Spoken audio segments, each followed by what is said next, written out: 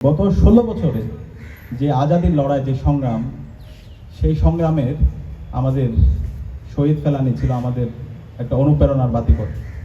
শহীদ ফেলানীর আজকে গর্বিত বাবা এবং মা আছে। তারা গত 16 বছর জুড়ে ফেলানীর বিচারের দাবিতে এবং আধিপত্যবাদের বিরুদ্ধে, আগ্রাসনের বিরুদ্ধে তারা প্রতিবাদ প্রতিরোধ জারি রেখেছেন। তারা চাইলে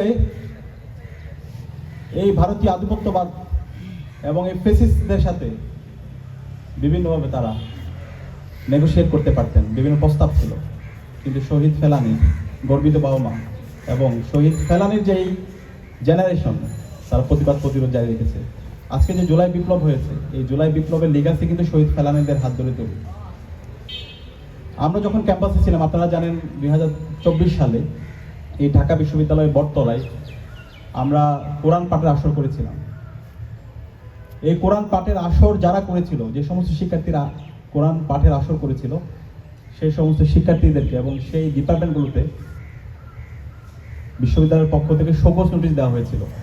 তো আমরা যখন খোঁজ নিচ্ছিলাম এবং আমরা যখন প্রশ্ন করছিলাম তৎকালীন বিশ্ববিদ্যালয়ের ভিসি ফেসিস্ট মাকসুদ কামালকে, তখন মাকসুদ কামাল বলছিল তার কাছে এম্বাসি থেকে দিল্লির তাবেদাররা, দিল্লির দালালরা এম্বাসি থেকে তার কাছে চিঠি পাঠাইছে, এই ঢাকা বিশ্ববিদ্যালয় বটতলায় যে কোরআন তেলাওয়াতের আসর করা হয়েছে, সেই কারা করেছে তাদের বিরুদ্ধে যেন বিশ্ববিদ্যালয় শোকজ, তাদের বিরুদ্ধে ব্যবস্থা গ্রহণ করে, তাদেরকে যেন বহিষ্কার করে। চিন্তা করেন, আজকে আমাদের এই বাংলাদেশ, যে বাংলাদেশ আমাদের এই অঞ্চলের মাটিও মানুষের যে সংস্কৃতি, সেই সংস্কৃতি যারা পালন করছে এবং যেখানে 90% অধিক মানুষ হচ্ছে মুসলমান, তারা কোরআন পাঠের একটা আসর করছে, সেই আসর দিল্লির তাবেদাররা সহ্য করতে পারছে না। তারা এখানে চিঠি দিয়ে সেটা বন্ধ করার জন্য শিক্ষার্থীদেরকে বিভিন্ন ধরনের হুমকি ধুমকি দিয়েছিল। এবং এই পুরো ফেসিবাদ জুড়ে বাংলাদেশের এই সকল গণহত্যা, শিশু হত্যা এবং বাংলাদেশের প্রতিটি জায়গায় যে মানবাধিকার লঙ্ঘন হয়েছে, এই সকল কিছুর সাথে এই ভারতীয় আধিপত্যবাদ জড়িত আছে।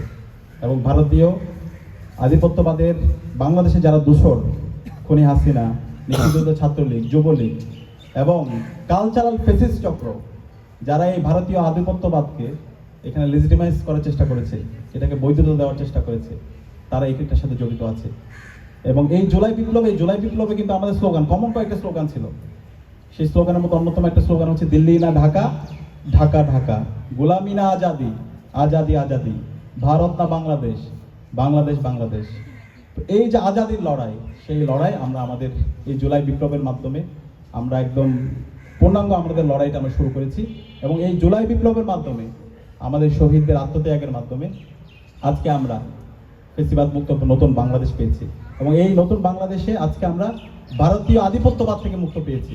তাদের যত মেকানিজম ছিল গত 16 বছরে, তারা যত মেকানিজম করেছে, সকল মেকানিজমগুলো ভেঙে চুরমার হয়ে গেছে।